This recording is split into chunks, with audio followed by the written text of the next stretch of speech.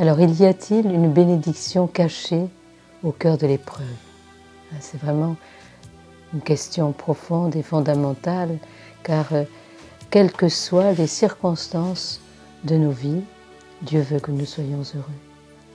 Et pourtant, souvent la vie est dramatique. Souvent la vie contient sa part de drame, d'éléments insolubles, de choses qu'on n'arrive pas du tout à résoudre, qu'on ne peut pas changer, et pourtant auxquelles on doit consentir.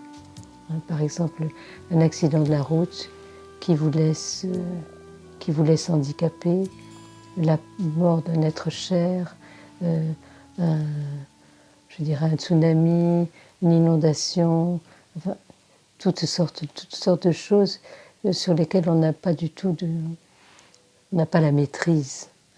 On ne peut pas les changer. Et pourtant, voilà, Dieu nous appelle. Dieu veut que nous soyons heureux, et il veut que nous arrivions à concilier cette croix. La croix, c'est la rencontre de ces éléments inconciliables qui nous écartèlent, qui nous crucifient, et sans qu'on puisse y échapper, et que l'on doit cependant affronter.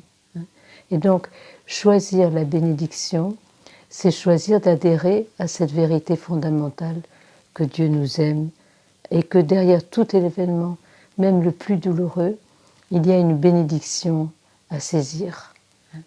Donc Dieu ne veut pas le mal, il ne veut pas la mort. C'est le Père Jean-Miguel Garrigues qui a écrit un livre qui dit « Dieu innocent du mal ». Et je me souviens d'une photo où l'on voyait, un jeune adolescent pendant la Deuxième Guerre mondiale qui était pendu, enfin, qu'on allait pendre.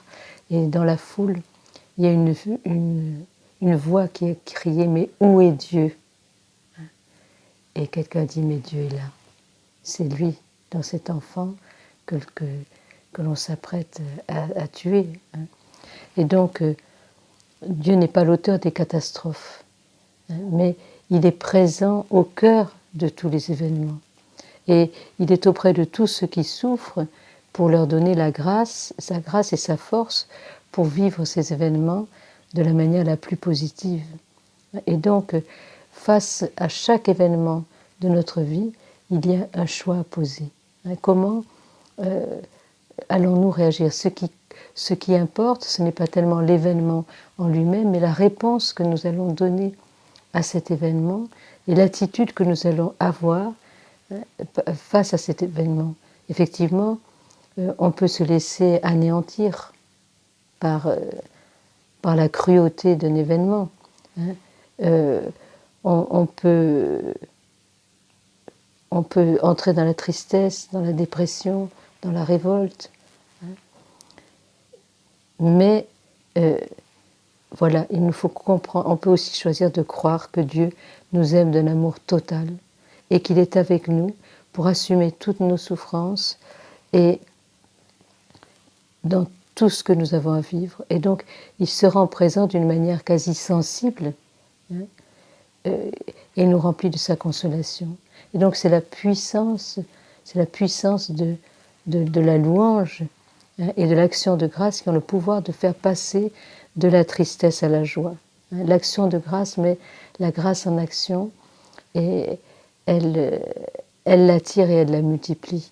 Et c'est vrai qu'on peut choisir de dire « Seigneur, je crois que tu es là, je crois que tu m'aimes au cœur de cette situation, je crois que tu vas tirer le bien, je ne comprends pas du tout ce qui se passe, je ne comprends pas du tout ce qui m'arrive, ce qui nous arrive, mais je suis sûre que tu vas en tirer le bien par la puissance de ta mort et de ta résurrection. » Et donc, il y aurait beaucoup de témoignages à raconter à ce sujet, mais je voudrais raconter celui de mes amis Alain et Anne qui ont perdu, ils ont perdu 2 enfants, ils ont perdu un bébé et dans des circonstances assez dramatiques, et ils ont perdu leur fils de 20 ans, qui était un garçon vraiment merveilleux, et ils auraient pu être complètement dans la révolte, ils auraient pu pensaient que leur vie était finie, et ils ont vraiment choisi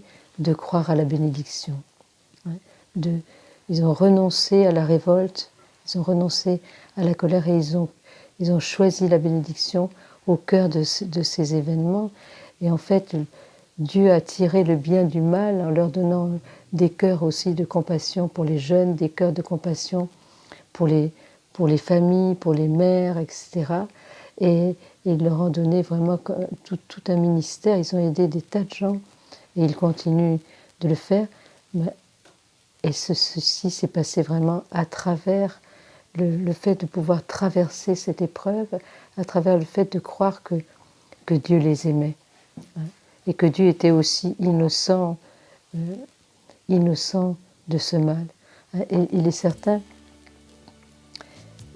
que quand on dit que Dieu veut notre bonheur, c'est pas pour que tout soit, pour qu'il ne nous arrive rien, qu'on soit épargné de tout malheur, mais c'est pour que nous puissions vraiment trouver son amour, traverser toutes ces contradictions, et pour que tout ce qui pourrait nous anéantir finalement soit comme un tremplin vers la vie, un tremplin vers le don, et un chemin à la fois une source de vie et de consolation. C'est-à-dire où on peut vraiment chercher la consolation. Je pense souvent à Jésus au jardin des Oliviers, qui a vécu cette angoisse mortelle, et qui à un moment vraiment est servi par les anges. Et ce sont les anges de la consolation. Je crois qu'on est en droit de demander à Dieu de nous envoyer ces anges de la consolation. Cela peut se passer aussi à travers des personnes bien concrètes qu'il va envoyer auprès de nous pour nous soutenir, pour nous aider, pour nous consoler, mais aussi parfois par sa présence, par une présence au plus profond de nos cœurs, une présence de consolation, de paix, de joie. C'est paradoxal. Notre Dieu est paradoxal. Et donc, on associe souvent la souffrance et le malheur.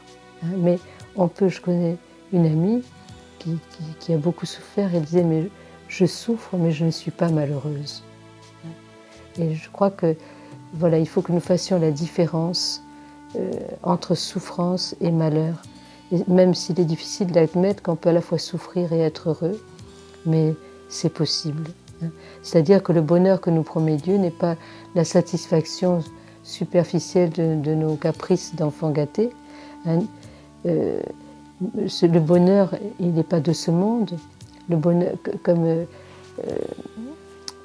comme la Sainte Vierge a dit à la petite Bernadette, elle lui a dit « Je ne te promets pas le bonheur de ce monde, mais de l'autre. » Mais l'autre monde, il est au milieu de nous.